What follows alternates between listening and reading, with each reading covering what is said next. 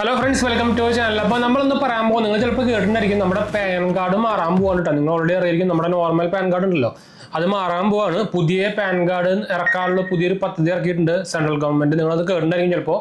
Pan 2.0 ഒരു പുതിയ സാധനമാണ് പറയാൻ പോകുന്നത്. ഇത് ആക്ച്വലി ഫ്രീ ആണ് കേട്ടോ. നമ്മൾ എക്സ്ട്രാ വേറെ ഓർഡർ ചെയ്യുക സംഭവം ഒന്നും ചെയ്യേണ്ട ആവശ്യമില്ല. നമുക്ക് പുതിയ കാർഡ് പുതിയതായിട്ട് തന്നെ കിട്ടും. ഇതിന്റെ പ്രത്യേകത എന്ന് വെച്ചാൽ നമുക്ക് ഇതിൽ കുറേ സെക്യൂരിറ്റി ഫീച്ചേഴ്സും അതുപോലെ തന്നെ ഈസി അക്സസിബിൾ ചെയ്യാനുള്ള കുറച്ച് ഫീച്ചേഴ്സും സംഭവങ്ങളൊക്കെ ആയിട്ട് എക്സ്ട്രാ കുറച്ച് എന്താ പറയുക എൻഹാൻസ് ചെയ്തിട്ടാണ് ഇപ്പം ഈ പുതിയ പാൻ കാർഡ് ഇറക്കാൻ പോകുന്നത്. ഇതിൽ ആക്ച്വലി QR കോഡും സംഭവങ്ങളൊക്കെ ഉണ്ടായിരുന്നു. അതാണ് മെയിൻ ഡിഫറൻസ് വരാൻ പോകുന്നത് കേട്ടോ. ഓൾമോസ്റ്റ് ഒരു 1500 കോടിക്ക് വേണ്ടിയിട്ട് ഈ പ്രൊജക്ടിന് വേണ്ടിയിട്ട് ഇപ്പോൾ സെൻട്രൽ ഗവൺമെന്റ് അലോട്ട് ചെയ്ത് കഴിഞ്ഞിട്ടുണ്ട്. അപ്പോൾ ഓൾറെഡി കുറച്ച് മാസങ്ങൾക്കുള്ളിൽ തന്നെ സാധനം അണ്ടർഗോയിങ് പ്രൊജക്റ്റിലേക്ക് വരും കേട്ടോ.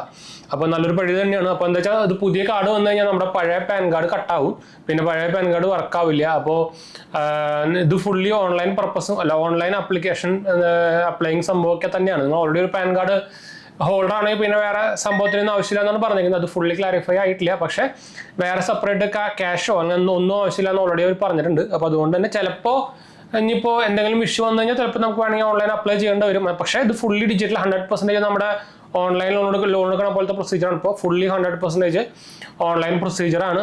പേപ്പർ വർക്കോ സംഭവമൊന്നും ഇല്ല പണ്ടത്തെ പോലെ. അപ്പോൾ ഇനിയിപ്പോൾ നമുക്ക് പുതിയ പാൻ കാർഡിലേക്ക് മാറേണ്ടി വരും കേട്ടോ. അപ്പോൾ പഴയ പാൻ കാർഡ് ഇനി കട്ടാവും ചെയ്യും. അപ്പോൾ നോക്കിക്കഴിഞ്ഞാൽ നമ്മുടെ പാൻ കാർഡിൻ്റെ ഒരു ലുക്ക് ഇപ്പോഴത്തെ അതേ കളറൊക്കെ സംഭവം അത് തന്നെയായിരിക്കും. പക്ഷെ അതൊന്ന് കാണിച്ചു തരാം ലുക്ക് വരിക. ഫസ്റ്റ് തന്നെ നമ്മുടെ ഫ്രണ്ടിൽ നോർമലി ഫോട്ടോ സംഭവമൊക്കെ അല്ലേ വരാറ്, അതിന് പകരം QR കോഡ് സംഭവമൊക്കെ ആയിരിക്കും വരിക.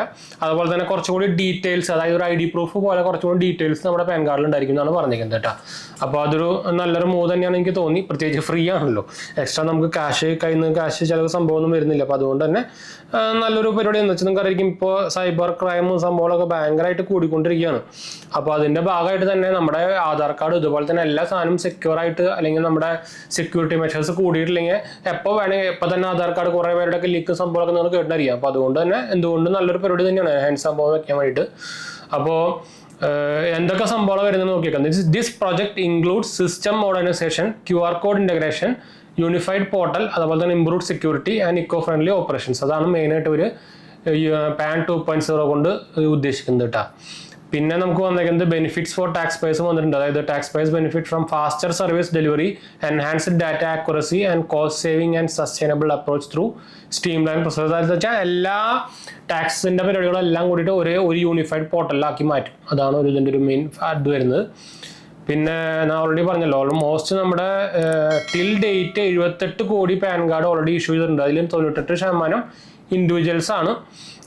അതുപോലെ തന്നെ എന്താ പറയുക, this upgrade promises to make India's tax system more efficient, secure and accessible. അതിൽ മെയിൻ വേർഡ് സെക്യൂർ ആണ് കേട്ടോ. എന്താ വെച്ചാൽ സെക്യൂരിറ്റി ഭയങ്കര ഇമ്പോർട്ടൻറ്റ് സംഭവമാണ്.